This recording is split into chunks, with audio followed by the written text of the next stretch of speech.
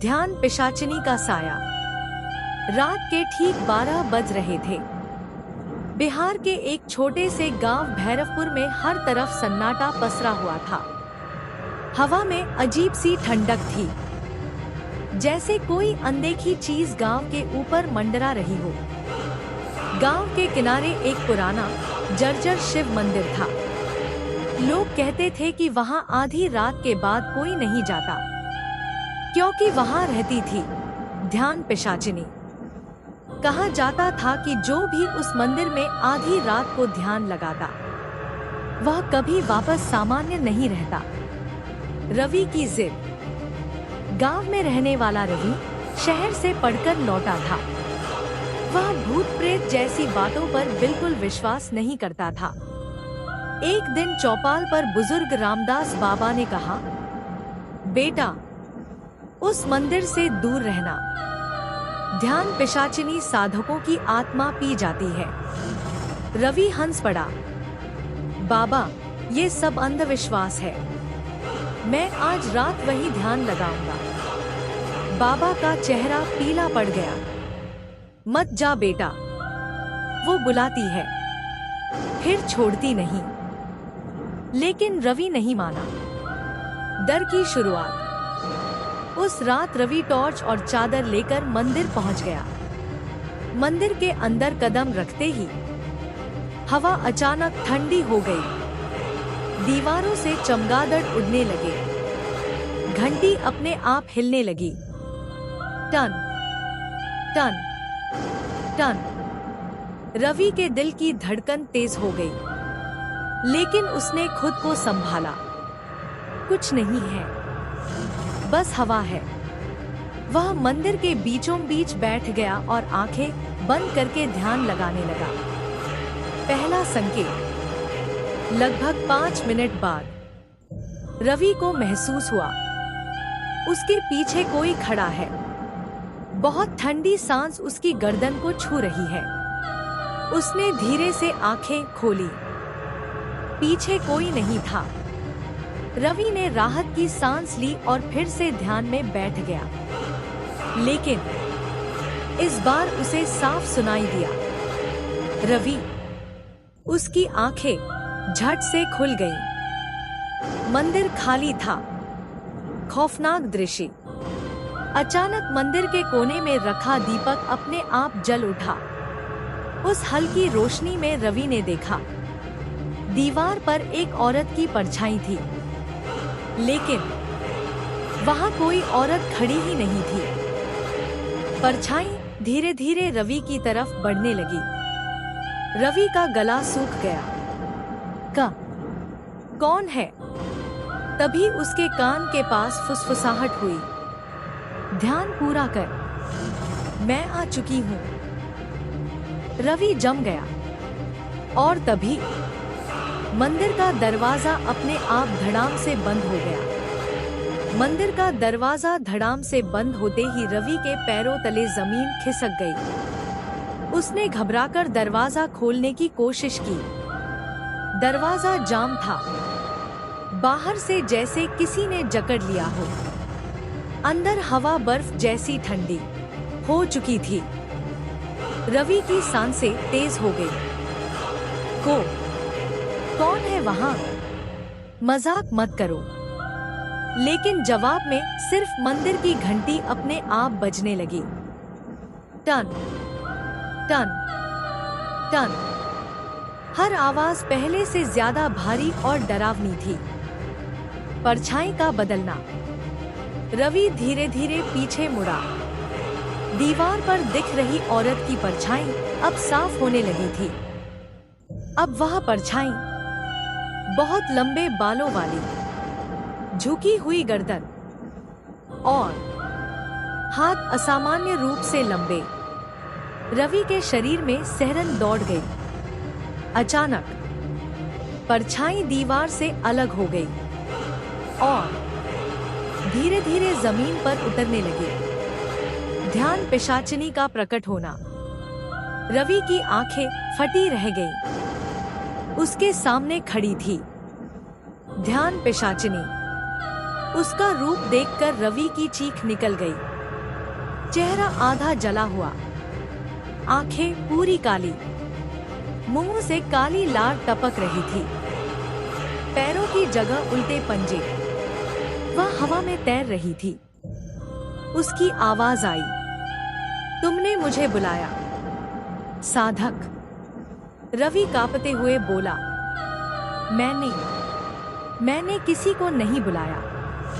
पिशाचिनी धीरे धीरे उसके चारों तरफ घूमने लगी। जो यहाँ ध्यान लगाता है वो मुझे ही बुलाता है। मन पर हमला। अचानक रवि के सिर में तेज दर्द शुरू हो गया। उसे अजीब अजीब दृश्य दिखने लगे। खून से भरा मंदिर, चीखते हुए साधु, और वही पिशाचिनी उनकी आत्मा खींचती हुई। रवि जमीन पर गिर पड़ा। बचाओ! पिशाचिनी उसके ऊपर झुक गई। उसकी ठंडी उंगलियां रवि के माथे को छू गईं।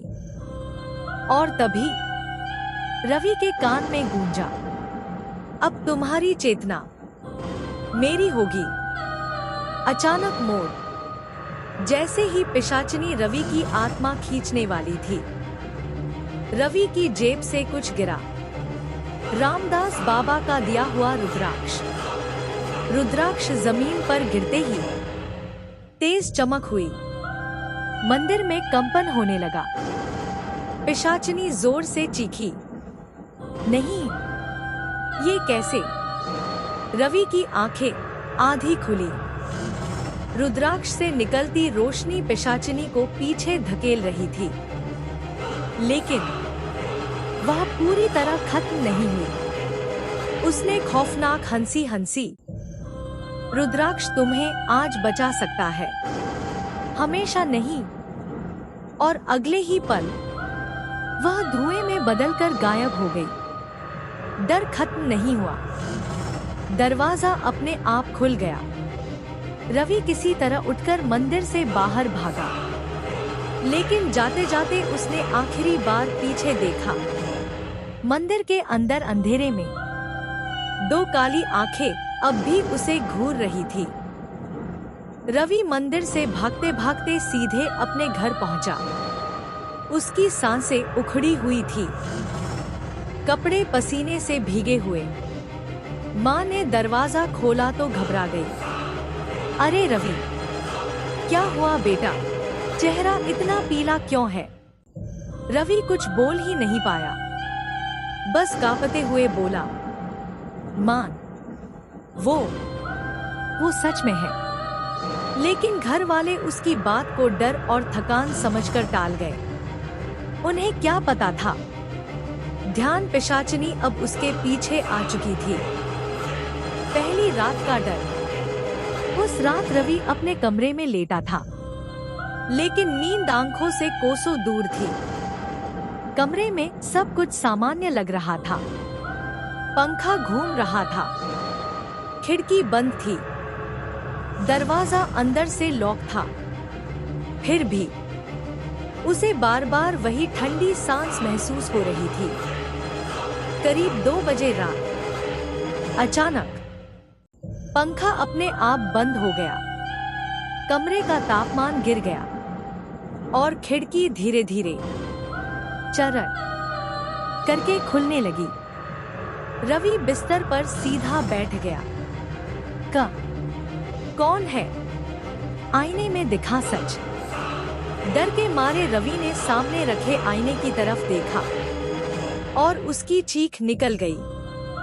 आईने में रवि अकेला नहीं था, उसके पीछे खड़ी थी ध्यान पिशाचिनी। लेकिन जैसे ही वह पलटकर पीछे देखता, कमरा खाली।